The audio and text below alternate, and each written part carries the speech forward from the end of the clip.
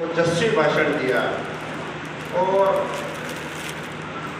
बताया कि हम आज़ाद हुए, साथ में हमको विभाजन की बहुत बड़ी विभीषिका झेलनी पड़ी। देखिए, अभी एक बच्ची थी, वो भी कह रही थी, वीरों और बलिदानियों की बात कर रही थी कि किस तरह से हमारे देश में लाखों लोगों ने बलिदान किया। तो एक बड़ा विरोधाभास सा है कि हमारे देश को उन बलिदानियों ने आज़ाद कराया या चरखे ने आज़ादी दी। ये भ्रम क्यों, ये सोचने की बात है। क्यों हमारी भारत माता के टुकड़े हुए, क्या हुआ था उस वक्त? ये पंजाबी धर्मशाला उन भारत माता के सपूतों द्वारा बनाई गई है जो खुद इसका शिकार हुए, जिनके पुरखों ने इसकी विभीषिका झेली। मेरी माँ उन लोगों में से थी जो 22 लोगों के लुटे पुटे परिवार के साथ, एक खोटी चवन्नी के साथ, पहने हुए कपड़ों के साथ उस विभीषिका को झेलकर दिल्ली के स्टेशन पे उतरे। हम जश्न मनाए आज़ादी का, मगर उस इतिहास को ना भूलें। क्यों? वह इतिहास हमको शिक्षा देता है कि आज हमारा वर्तमान कैसा होगा, आज हमारा फ्यूचर कैसा होगा। ठाकुर जी ने अभी एक छोटी सी नाटिका बनाई, नूह के बारे में बात की। हम 8:10 पे कह रहे थे कि हम नूह की बात ना करें और हम हंसने की बात करें। हम 8:40 में नूह की बात कर रहे थे। नूह की सच्चाई को समझे, विभाजन की सच्चाई को समझे, उससे हमारा कल बेहतर होगा। इतिहास की समझ रखना, इतिहास बोध होना बहुत ज़्यादा जरूरी है। मैं आपको इतिहास में लेके जाऊँगा। 15 अगस्त 1947 दिल्ली में झंडा फहराया गया। दुर्भाग्य से उस दिन भी हिंदुस्तान के गवर्नर जनरल एक अंग्रेज थे जो 2 जून 1948 तक रहे। वह इतिहास की घटनाओं में दर्ज है कि आज़ादी के बाद भी कुछ अंग्रेजों ने देश पे कब्जा करा हुआ था और देश के सर्वोच्च पद के ऊपर थे वो।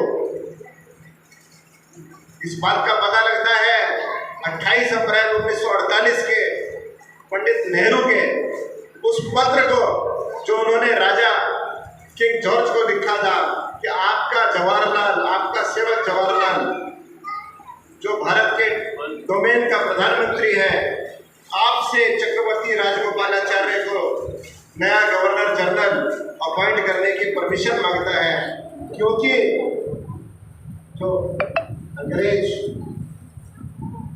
वायसराय थे, गवर्नर जनरल थे, उनका बर्मा ट्रांसफर हो गया है। सोचिए जरा क्या हो रहा था उस वक्त। ठीक है, थोड़ा सा और पीछे ले जाते हैं। जब विभाजन की बारी आई, 15 अगस्त 1947 की देश तारीख तय करने की बारी आई, तो मीटिंग बुलाई। Lord Mountbatten, governor general of India, जो राष्ट्रपति भवन है उस समय वायसराय हाउस था, नेहरू जी को, गांधी जी को बुलाया जाता है। चिट्ठी लिखी जाती है कि हमें देश छोड़ना है, तारीख तय करनी है, किस तरीके से देश का बंटवारा होगा वो तय करना है। दुर्भाग्य देखिए देश का, गांधी जी का सोमवार को मौन व्रत होता था, तो जो चिट्ठी उनके पास गई थी, उस चिट्ठी का कवर फाड़ के गांधी जी उस पर लिखते हैं कि मिस्टर वायसराय, सोमवार को मेरा मौन व्रत होता है, मैं उम्मीद करता हूं कि आप मुझे बोलने के लिए मजबूर नहीं करेंगे। और एक तथाकथित राष्ट्रपिता के मौन व्रत ने इस देश के भाग्य का फैसला कर दिया। 15 अगस्त की तारीख तय हो गई, देश का बंटवारा तय हो गया, 5 जून को अनाउंसमेंट हो गया। ये है इतिहास की कड़वी सच्चाइयाँ जो हमसे, आपसे छुपा दी गई। ये जो विभाजन विभीषिका दिवस की बात कर रहे हैं कपूर साहब, ये इस सरकार ने चालू की है। लोगों को याद दिलाने की चेष्टा की है कि आपके पुरखों के साथ क्या हुआ था। जिससे हम इस बात को ना भूलें, क्योंकि भूतकाल में, वर्तमान में और भविष्य में ज्यादा फर्क नहीं है यदि हम नहीं समझे।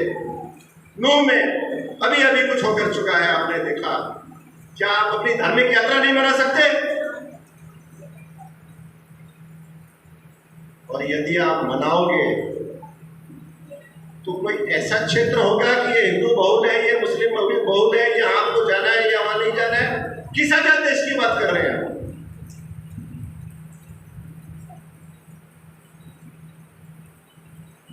हमको गहराइयों से सोचना होगा ये सब क्या हो रहा है। पढ़िए, YouTube पे बहुत सा मटेरियल अवेलेबल है। प्रखर श्रीवास्तव, सरदार पटेल कम्युनिकेशंस, जाइए, घंटों घंटों की बातें हैं, समझिए उस समय क्या हुआ था, ये क्यों नूह समस्या हुई, इसकी गहराई में जाइए। जब देश का बंटवारा तय हो गया कि मुस्लिम लीग चाहती है कि मुसलमान पाकिस्तान ले, और यहां से लोग पाकिस्तान चले गए। मेवात जो अलवर और भरतपुर डिस्ट्रिक्ट में बसता था वो पाकिस्तान चले गए। दिसंबर 1947 में गांधी जी आते हैं और झाड़सा में आके भाषण देते हैं कि क्या हो गया अगर मुसलमान जराइम पेश आए, मेवाती जराइम पेश आए। सरकार को उनको सुधारने की कोशिश करनी चाहिए, उनको यहाँ बसाने की कोशिश करनी चाहिए। भाई, महात्मा गांधी की हत्या हो जाती है। मेवाती मुसलमान जो पाकिस्तान चले गए थे वो वापस आते हैं और वापस आके उनको यहाँ बसाया जाता है। सोचिए जरा, ये जो समस्याएं आज हमारे साथ हो रही है उनकी जड़ क्या है, उनकी बुनियाद क्या है, उनकी गहराई क्या है। जब तक आप इतिहास बोध नहीं रखेंगे तब तक आपको ये बातें समझ में नहीं आएंगी। इतिहास हमें राय देता है कि हमारा वर्तमान कैसा है और हमको क्या एक्शन लेनी चाहिए जिससे हमारे बच्चों के बच्चे सुरक्षित रहें। तो जितना हम आज़ादी का गुणगान करें, जितना हम जश्न मनाएं, उतना ही हम याद करें इस विभाजन को, उस बात को। तो आज समस्याएं हुई हैं, उनका कारण ढूंढें जिससे हमारा भविष्य बेहतर हो। मैं आज पुनः आप सबको एक बार फिर इस आज़ादी की 15 अगस्त की 76वीं जो आने वाली वर्षगांठ है इसकी अग्रिम शुभकामनाएं देता हूँ और उम्मीद करता हूँ कि हमारा समाज, सनातनी समाज एक होगा और इसी तरीके से हम भारत माता की जय बोलते हुए अपनी आंखें खोल के रखेंगे कि कोई ऐसा कार्य ना हो जिससे हमारे बच्चों को, हमारे बच्चों के बच्चों को खतरा महसूस हो। धन्यवाद।